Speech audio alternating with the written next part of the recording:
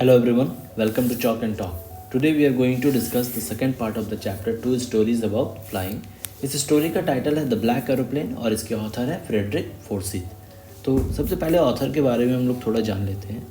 Frederick Forsyth, born in the year 1938 in Ashford, Kent, England, is a British author of best-selling thriller novels. Thriller का मतलब होता है जिस stories में mystery या फिर सस्पेंस जैसे एलिमेंट का यूज़ किया जाता है उसे हम लोग बोलते हैं thriller stories. So Frederick Forsyth is the author of the chapter the black aeroplane, the story black aeroplane. And this is how the story begins. The moon was rising in the east behind me and stars were shining in the clear sky above me. There wasn't a cloud in the sky. I was happy to be alone high up above the sleeping countryside. देखो, इस तरह के beginning को हम बोलते हैं setting create करना. Setting का मतलब होता है टाइम एंड प्लेस, है ना, समय को बताना, है ना, कि स्टोरी का लोकेशन क्या है, स्टोरी की टाइम क्या है ना, सारी चीज़ों को बताना. अब सोचो, मून धीरे धीरे ईस्ट से निकल रहा है नैरेटर के पीछे. सितारे आसमान में चमक रहे हैं और आसमान बिल्कुल क्लियर है, एक भी क्लाउड नहीं है. नैरेटर को काफ़ी खुशी हो रही है कि वो अकेला है ऊपर आसमान में इतनी ऊंचाई पर और नीचे कंट्री साइड बिल्कुल शांत सो रहा है. जब वो कहता है स्लीपिंग कंट्री साइड, इसका मतलब है कि नीचे के गाँव और फील्ड्स जो पूरी तरह शांत और पीसफुल है ना. आगे बढ़ते हैं. I was flying my old Dakota airplane over France back to England. I was dreaming of my holiday and looking forward to being with my family. I looked at my watch, 1:30 in the morning. जैसे मैंने बताया, यहाँ पर setting को establish किया जा रहा है, स्टोरी के सेटिंग को, time and place of the story. Narrator अपने पुराने डेकोटा एयरप्लेन में फ्रांस के ऊपर उड़ रहा है इंग्लैंड वापस जाने के लिए. वो अपनी हॉलीडे के बारे में सोच रहा है, मतलब वो छुट्टियों के दिन की खुशियों के बारे में सपने देख रहा है, उसके फैमिली के साथ वक्त बिताने का इंतजार है. जब वो अपने वॉच की तरफ देखता है तो देखता है कि रात के 1:30 बज रहे हैं, है ना, यानी कि 1:30 इन द मॉर्निंग मतलब रात के 1:30 बज रहे हैं, है ना, हमारे लैंग्वेज में. नो, आगे बढ़ते हैं हम लोग. I should call Paris control soon, I thought as I look down past the nose of the airplane. I saw that the light of big city in front of me. ये अपने plane में आगे इसे क्या दिखाई पड़ रहा है, अपने प्लेन के नोज के पास इसे क्या दिख रहा है, सिटी लाइट्स, है ना, आगे एक बहुत बड़ा शहर आ रहा है. I switched on the radio and said Paris control Dakota DS-088, can you hear me, I am on my way to England, over. तो this is how the pilots and control centre communicates, है ना. ऐसे ही pilots और control centre के बीच में communication होता है. वो हर एक सेंटेंस के बाद ओवर बोलते हैं. ओवर बोलने का मतलब यहाँ पर होता है कि उसकी बात कंप्लीट हो गई है, अब वो आंसर एक्सपेक्ट कर रहा है ना, उसे कुछ जवाब दिया जाएगा, उस चीज़ का वो इंतजार कर रहा है. The voice from the radio answered me immediately. DS-088, can you hear me? You ought to turn 12 degrees west now. है ना, वो वहाँ पर इंस्ट्रक्शन उसे दिया जा रहा है ना, you ought to turn, है ना, तुम्हें किस डायरेक्शन में मुड़ने की ज़रूरत है, 12 degrees west. I checked the map and the compass. I switched over to my second and last fuel tank. देखो ये बात इंपॉर्टेंट है यहाँ पर, last fuel tank. And turned the Dakota 12 degrees west towards England. जैसा उसे instruction दिया गया उसने इंग्लैंड की डायरेक्शन में अपने प्लेन को मोड़ दिया 12 degrees.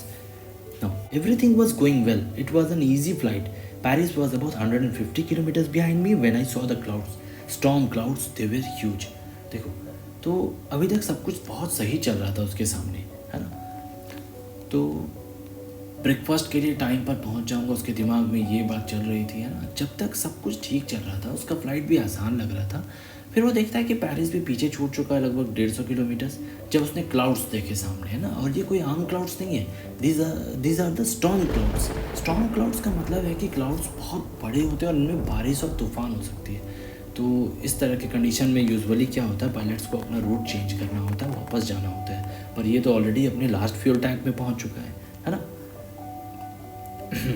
They looked like black mountains standing in front of me across the sky. I knew I could not fly up over them and I did not have enough fuel to fly around them to the north or south. ये clouds के ऊपर जा नहीं सकता है क्योंकि बहुत ही huge clouds है ना, माउंटेन्स के साइज का है. प्लस ये घूम करके भी नहीं जा सकता क्योंकि इसके पास इतना इनफ फ्यूल नहीं है. I ought to go back to Paris. तो यहाँ पर एकमात्र जो लॉजिकल ऑप्शन है वो क्या है, I ought to go back, है ना. He should go back to Paris I thought, but I wanted to get home. लेकिन इसे घर जाना था. I wanted that breakfast. देखो हॉलीडेज़ के टाइम ना सब लोग डेस्परेट होने लगते हैं अपने घर जाने के लिए. सेम इस पायलट के साथ भी है ना, ये बस अपने ब्रेकफास्ट के बारे में सोच रहा है, थोड़ा होम सिक फील कर रहा होगा इसे घर जाने के लिए, है ना. I will take the risk, है ना. उसने अलग ही यहाँ पर ऑप्शन निकाला. I will take the risk I thought and flew that old Dakota straight into the storm. है ना, सीधा उसने स्टॉर्म के अंदर ही अपने प्लेन को डाल दिया. Inside the clouds everything was suddenly black. Obviously एकदम स्ट्रॉन्ग क्लाउड्स है, डार्क क्लाउड्स है, उसके अंदर प्लेन को इसने घुसा दिया. It was impossible to see anything outside the aeroplane. The old aeroplane jumped and twisted in the air. है ना, प्लेन जो है वहाँ पर हवा में जंप कर रहा है, ट्विस्ट कर रहा है.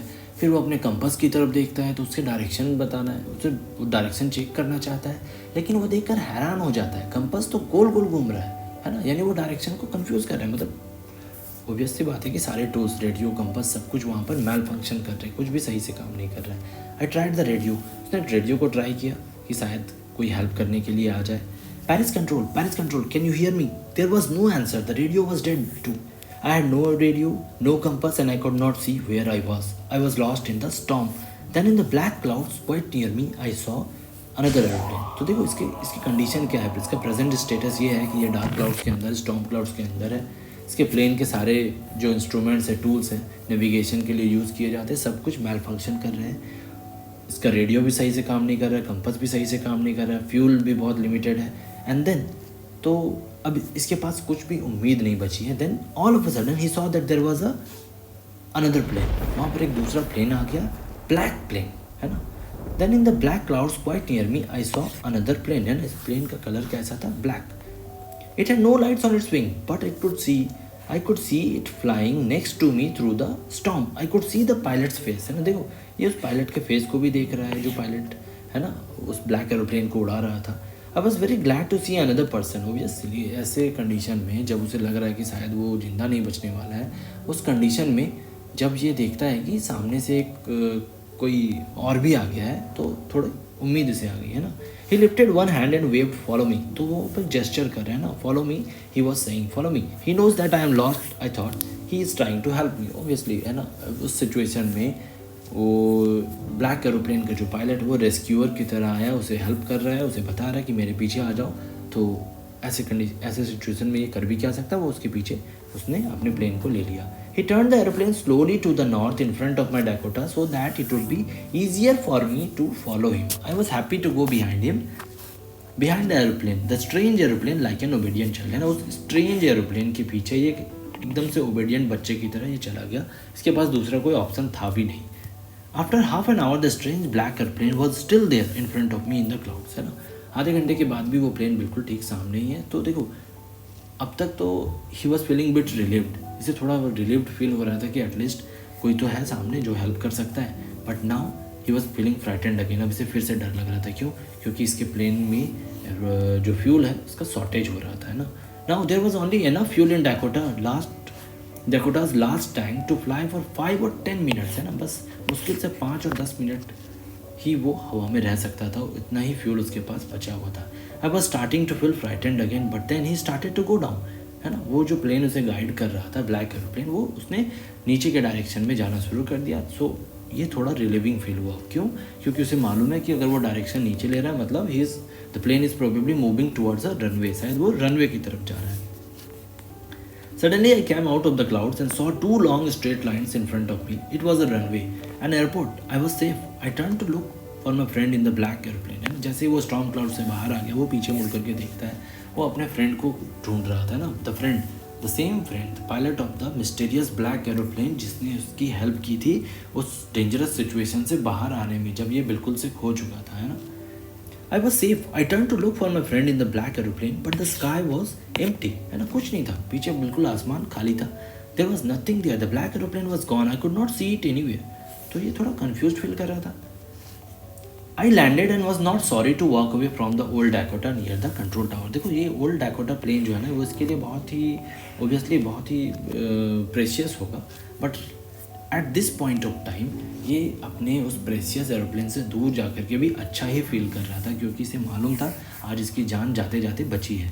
I went and asked a woman in the control center where I was and who the other pilot was. सबसे पहले ये जाके पूछता कि ये लैंड किस जगह पर हुआ है. इसे ये भी नहीं मालूम था ना कि इसने किस जगह पर प्लेन को लैंड किया है, और वो दूसरा पायलट कौन था. आई वॉन्टेड टू से थैंक यू, है ना, ये उस पायलट को, उस मिस्टीरियस ब्लैक एरोप्लेन के पायलट को थैंक यू बोलना चाहता था, क्योंकि उसकी वजह से इसकी जान आज बच गई थी. And then laughed. लेकिन जो कंट्रोल सेंटर वुमेन थी वो उसके चेहरे को एकदम स्ट्रेंजली देख रही थी कि जैसे इसने बहुत ही अजीब बात कर दी हो। And then laughed, another airplane, है ना, दूसरा एयरप्लेन, अब देयर इन दिस स्टॉर्म, ऐसे मौसम में कौन प्लेन लेकर के निकलता है। No other airplanes were flying tonight, है ना, आज कोई भी दूसरा प्लेन नहीं था। Yours was the only one I could see on the radar, एक आप ही का प्लेन था जो रडार पर दिख रहा था, दूसरा कोई प्लेन था ही नहीं।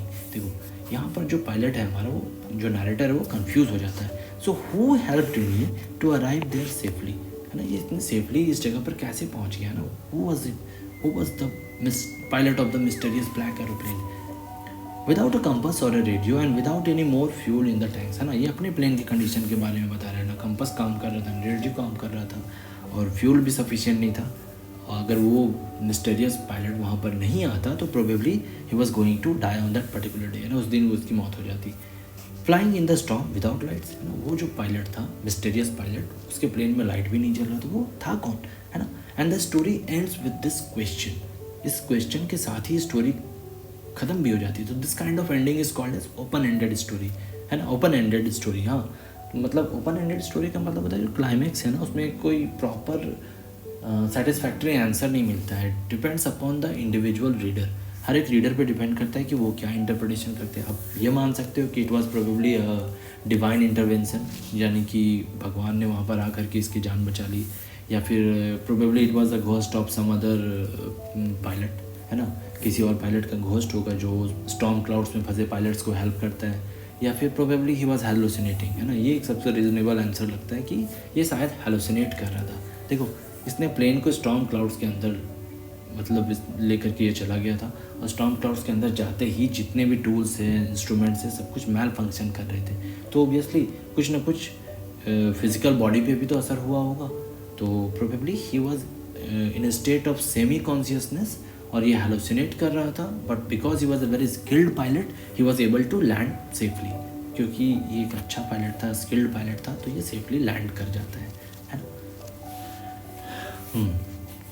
Now what is the theme of this story? The theme of the black aeroplane revolves around struggle for survival, है ना, सर्वाइवल के लिए हम लोग जो स्ट्रगल करते हैं, and mysterious forces that guide us in the times of crisis, है ना, जब हमारे ऊपर मुसीबत का समय आता है तो ऐसा काफ़ी बार होता है जो मिस्टीरियस फोर्सेस हैं, जिन चीज़ों को हम नहीं समझ पाते। कभी हमें ऐसा लगता है कि भगवान ने आकर हमारी हेल्प कर दी, या कि मतलब कुछ भी मिस्टीरियस एलिमेंट ने आकर हमारा हेल्प कर दिया। It explores the concept of fear hope, है ना। जब वो स्टॉर्म क्लाउड्स के अंदर फंस चुका है तो वो क्या फील कर रहा था? फियर। फिर जब वो उसने ब्लैक एरोप्लेन के पायलट को देखा जो उसे गाइड कर रहा है, उसने क्या फील किया? होप, है ना, and the importance of human connection. तो ह्यूमन कनेक्शन तो यहाँ पर है ही between the two pilots.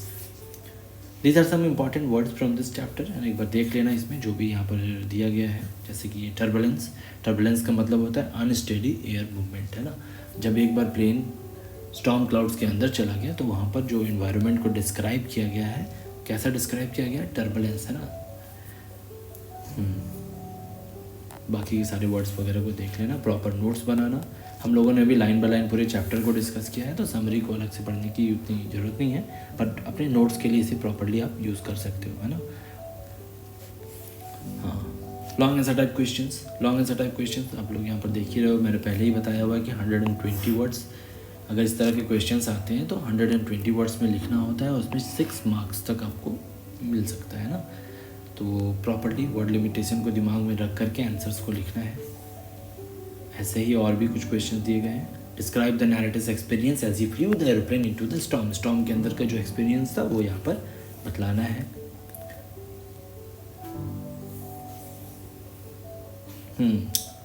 What made the woman in the control center look at the narrator strangely, है ना। वो जो कंट्रोल सेंटर वुमेन थी वो नैरेटर को इतने स्ट्रेंजली क्यों देख रही थी? बिकॉज उसे लग रहा था कि the pilot is talking nonsense, है ना, ये कैसी अजीबोगरीब बात कर रहा है, उसे लग रहा था ना।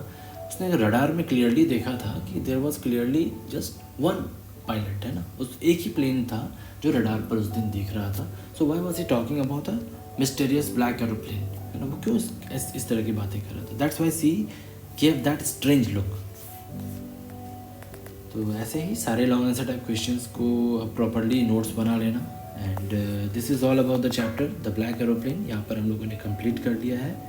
और anyone who is a student of CBSE ICSE जिनके स्कूल में NCERT बुक्स वगैरह चल रहे हैं, you should subscribe to this channel. यहाँ पर आपको अपने कंटेंट अपने सब्जेक्ट से रिलेटेड काफ़ी कंटेंट्स मिल जाएंगे. And so this is all for the day. Thank you everyone.